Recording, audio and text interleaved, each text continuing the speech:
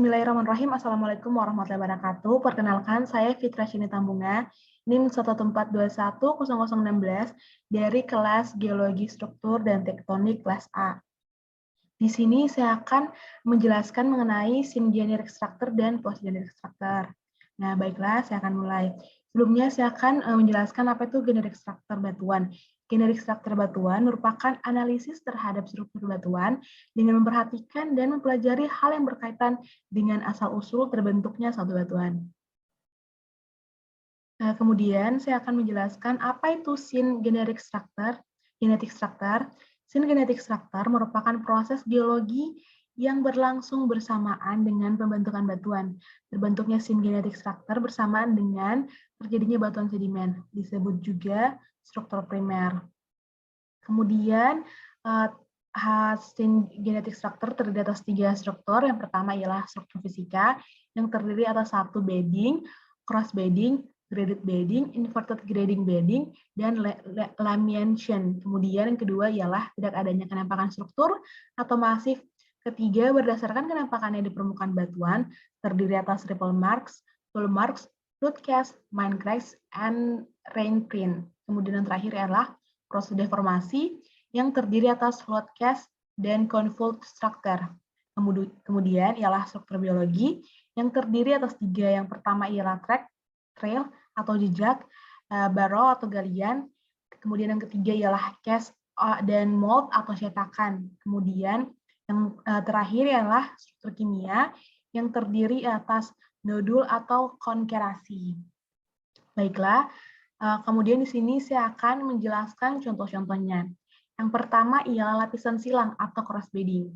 Adalah struktur primer yang membentuk struktur penyilangan suatu lapisan batuan terhadap lapisan batuan yang lainnya, atau lapisan batuan yang lebih mudah memotong lapisan batuan yang lebih tua. Yang kedua ialah lapisan bersusun atau graded bedding. Adalah struktur perlapisan sedimen yang menunjukkan perbedaan Rackman atau ukuran butir sedimen yang membentuk suatu lapisan batuan. Kemudian yang ketiga ialah gelembur-gelembang atau ripple mark. Adalah struktur primer perlapisan sedimen yang menunjukkan adanya permukaan seperti ombak atau bergelombang yang disebabkan adanya penyikiran oleh kerja air dan angin. Kemudian saya akan menjelaskan apa itu post-genetic structure.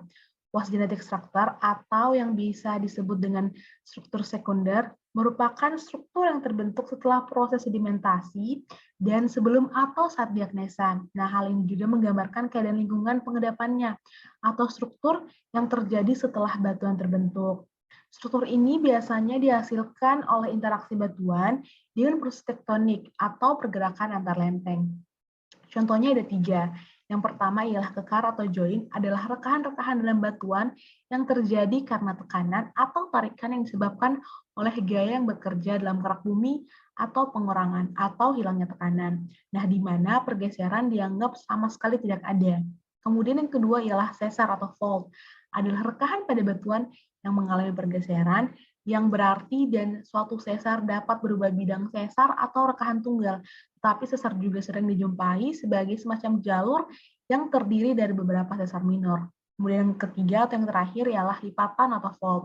Adalah hasil perubahan bentuk atau volume dari suatu bahan yang ditunjukkan sebagai lengkungan atau kumpulan lengkungan yang dihasilkan oleh proses deformasi dari suatu permukaan batuan yang relatif datar.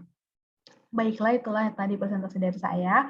Mohon maaf jika terdapat kekurangan. Akhir kalam saya ucapkan wabillahi taufiq wal hidayah. Wassalamualaikum warahmatullahi wabarakatuh. Sekian dan terima kasih.